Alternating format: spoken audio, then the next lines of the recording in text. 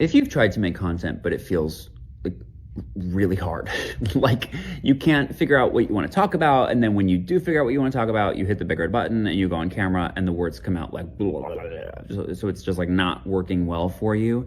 If everything feels forced and it drains you energetically and it's just not happening, I'm actually willing to bet that you're making content about the wrong thing. Because think about life, right? You're having a conversation with a best friend or a colleague and you have this similar interest or passion.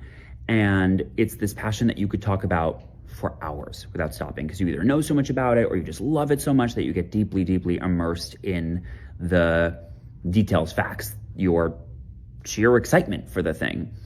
It's not hard to come up with ideas spontaneously whatsoever. Now, look at that right next to the way you currently create content. They could not look more different. But what if you just created content that was more about this thing, right? And then let's double down on that. You've got more than one passion, right? So what if you actually created content about these things?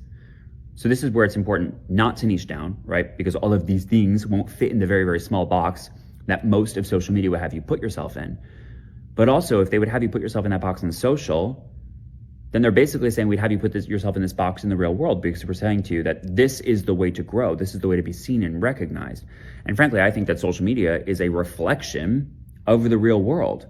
So frankly, I think the people who want to niche down on social media are the people who are quick to label others in life, which is like fucking 2023. We're over labels, right? Shit's non-binary. There's room for everybody at the table. You can make content that feels like this. Flow, passions, the specificity of you, your brain, your heart.